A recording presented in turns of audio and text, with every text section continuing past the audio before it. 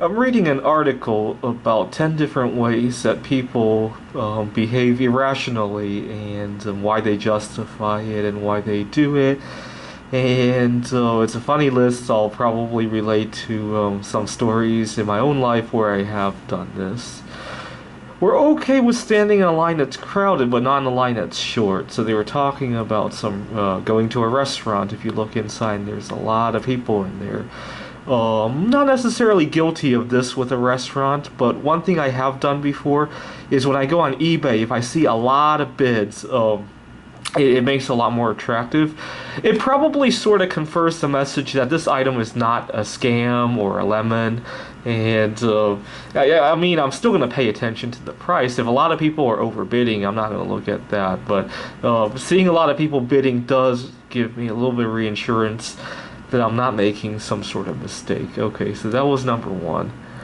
Number two was once a price is established in our mind, we'll compare it to other similar items. Obviously, this doesn't really apply to my coin collecting because there's very well established prices. I'm trying to think when I last did this. See, I don't really buy a lot of luxury goods, so I can't really relate to this. I'm either buying investments or eating healthy foods, and those have pretty fixed prices. Not a whole lot of haggling in my mind. Well, I guess some of the odd jobs that I did, the tutoring, sometimes the price really does fixate on a certain number. I usually try to get the student to give a number first. See, my trick is when the student asks how much it is, I try to delay by saying, well, I really don't know the details of what we're doing in terms of what subject we're tutoring in, and what grade level, or if you want me to even travel there. And I get them to throw as much information my way as I can before I start giving numbers. And I find if I used to worry that if I asked for a high price that they're just going to leave right away. But I find if the high price gets them to leave without making a counteroffer, a price that was 10 or 20% lower than that probably would have had the same effect anyway. So I just saved myself some time there. We only forget about the anchor price when the experience feels so different. It's incomparable. I have committed this sin before. Sometimes when I'm buying a new category of investment that I haven't touched before, collecting coins, or I started collecting antique books 6 years ago now. What else have I done recently?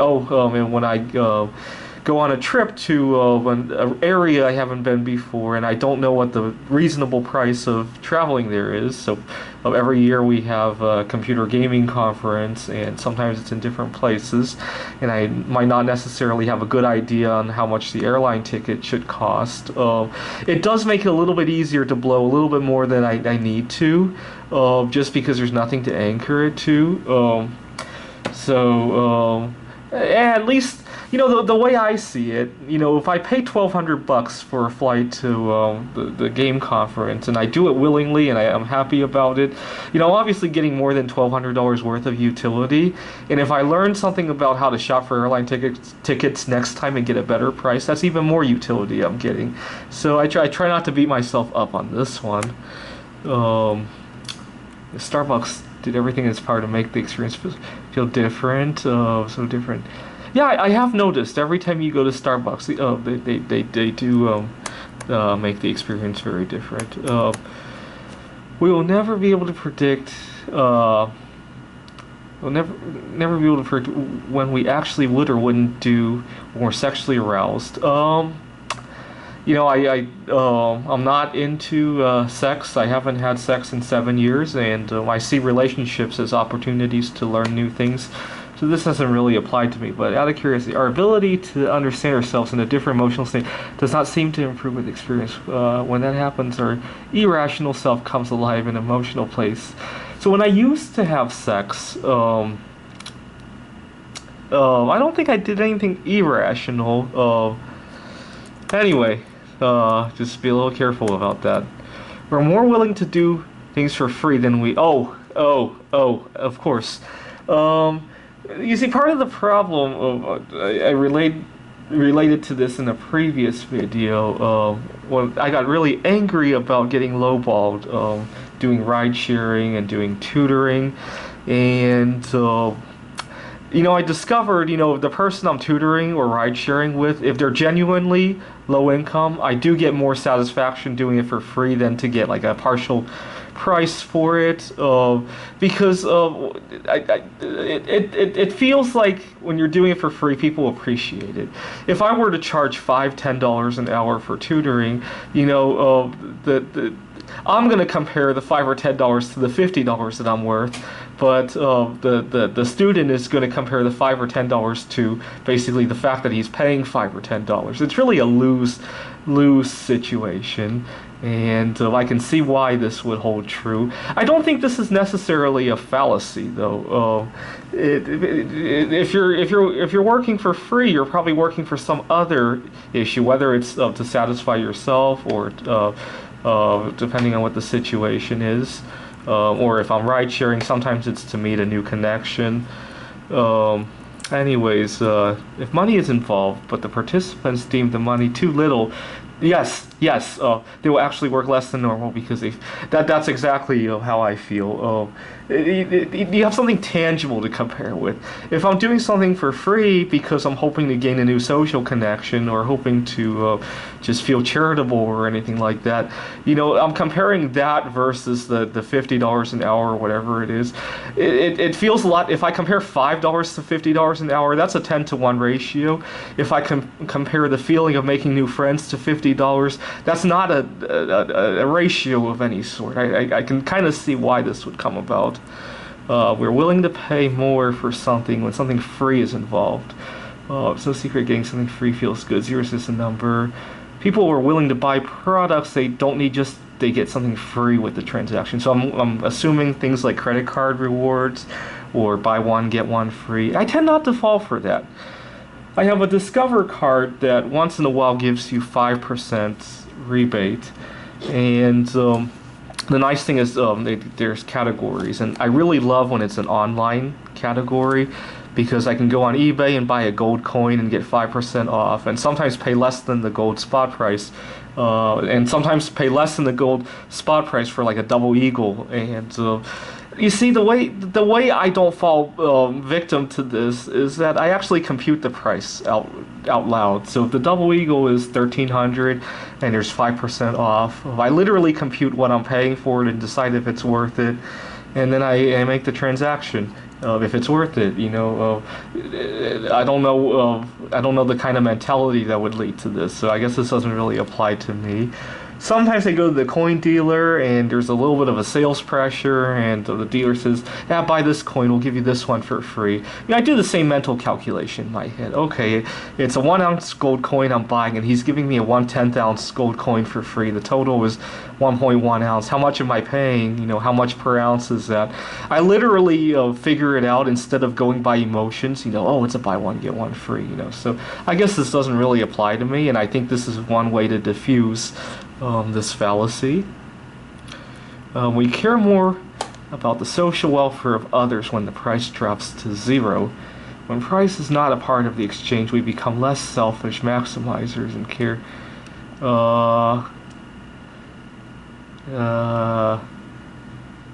As it turns out, we're carrying social animals when the rules of the game involve money. The tendency is muted. I'm not so sure what this fallacy means. I share what I can share. The money is a completely separate issue, I would imagine. So I think this doesn't really apply to me. But let me know if you feel otherwise. We get the same amount of pleasure from a small gift as we do a bigger gift. I think I do. I have received gifts in the past, and just the fact that somebody even thought about giving me a gift is always it always stays on my mind. Sometimes people don't realize I'm into healthy eating, and they give me a box of chocolate that is full of sugar or milk, and I end up having to re-gift it to somebody. But I still get a lot of pleasure from taking it. So yes, I agree with this one. Although if somebody out there wants to send me a box of double eagles, I'll be happy to take it as well. I probably won't be that much more happier than the guy who gave me the box of chocolate having the sugar and milk. So I think this fallacy applies to me.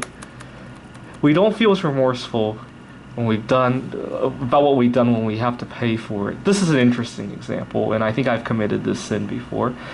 So there's a daycare center that decided to start fining parents when they arrive late.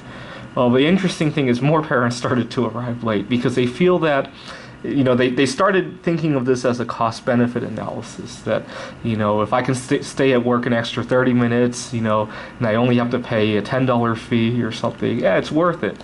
When there was no fine for it, there was like a social, almost like a social fine instead of a monetary fine. And I think this is similar in reverse to the one about willing to do things for free rather than pay. When there's a fine involved, you have something to compare it to. Let's say when you work an extra 2 hours, you get X amount of dollars, and the fine is Y dollars.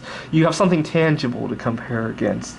If the extra work is worth X dollars, but there's a social stigma of coming late to the daycare center, X versus a social stigma isn't very easily comparable as compared to X versus Y.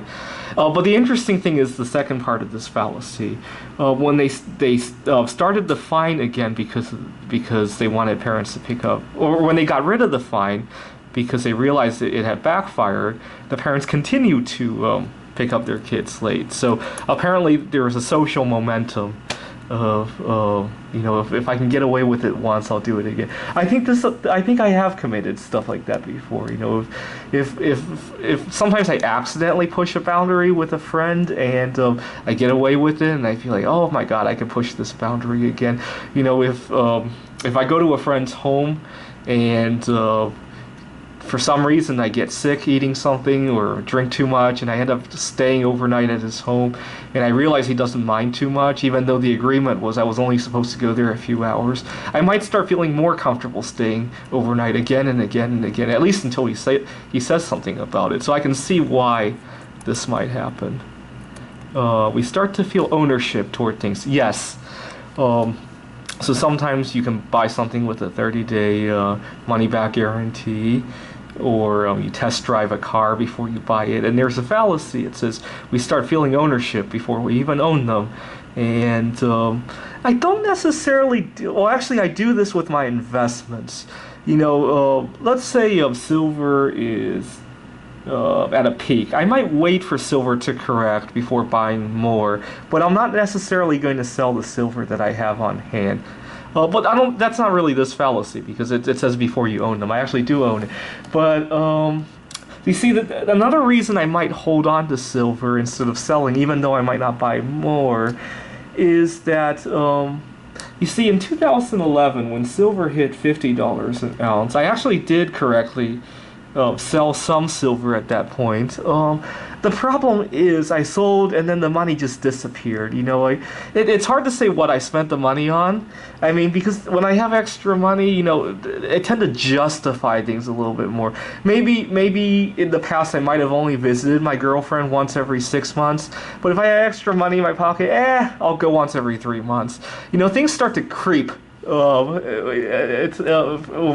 that are occasional become more frequent. Like maybe occasionally I might eat something a little bit more expensive. It becomes more of a daily event. There's more money. That's one reason I might hold on to silver even when I'm not buying more. Obviously, there's also sentimental value, which is probably what this fallacy is talking about. The other way I sometimes apply this fallacy is with dating. I start to feel like being with this girl is the norm, and anything else is challenging. Even though I really should be dumping this girl so I can spend the time to write more games and to do other fun things, or even just to have some personal space. It doesn't feel like the norm anymore. So yeah, I can see how this fallacy would apply. Options distract us because we have an irrational compulsion to keep doors open. So when we have too many options, we actually. I read somewhere that there was an advice for people setting up 401k plans or something, that if you give your employees too many options for investing in their 401k, they might just not invest anything at all. I don't feel that way. I feel options are always good. Uh, I mean, for example, I recently totaled my car. And I'm very good at walking long distance. I'm going to get a bike soon, and a couple of years ago I got over my fear of flying. I used to fear flying a lot, and I have these other options. They don't hinder me. I mean, I'm going to think about getting another car eventually. But it's nice to have something to bridge the gap. I mean, cars don't just show up at your door. And especially for me, I have allergies, and buying a used car is always a little bit tricky depending on what the last owner did with it. New cars have their own issues. The new car chemical smells really bother me. So I love having backup options. And unfortunately, it seems like more and more workplaces are getting rid of options for 401k, probably because so many people are falling for this, or because some kickbacks that the company is getting. I don't know. But I don't think I suffer this one too much. Sometimes I don't necessarily suffer from having too many options, but sometimes I do get scammed by one of the options. So I go on eBay, and there's obviously lots and lots of options or things to buy, and I get distracted by something that sticks out, and don't make the best deal. But I don't think that's from having too many options. That's from being distracted by and being scammed and being gullible. That's a little bit different than what this fallacy is saying. Placebo effect. Oh, I have a funny story about placebo effect. I'd like to drink non-alcoholic beer. And one time when I was going to school at RIT, I had invited a girl over, and I gave her some beer, but I didn't tell her it was non-alcoholic, and she got pretty drunk. And it gave me an opportunity to drive her home and then come pick her up to get her car the next day. So it was good. I mean, but it was really funny. And then I told her that she hadn't gotten drunk that night, and she couldn't believe what I was saying. So let me see what they said. I'm trying to think where else I've suffered a placebo effect. One way I can suffer, obviously it happens in medicine law, but I'm thinking about in terms of social situations. Sometimes I have stereotypes of what I think certain people are, and perhaps I project that body language out, and it actually makes that person behave the way I think they are. So when I do these odd jobs, I mentioned tutoring and ride sharing. I know this is a stereotype, but people who are, I am Asian, and I tend to have a harder time getting a good deal with other Asians. The reason being that I feel, at least, it might not be true, but I feel that other Asians, they treat me as almost like a family member. They feel they can get away with a lowball price. I feel that way. Maybe I project it out into my body language, and then they actually do give me a lowball price. I'm not sure. Or maybe I feel that way, and then they give me a lowball price, and I accept it instead of actually negotiating up. I'm not sure that's a placebo effect. That's probably just a self-fulfilling prophecy, if you will. Example study,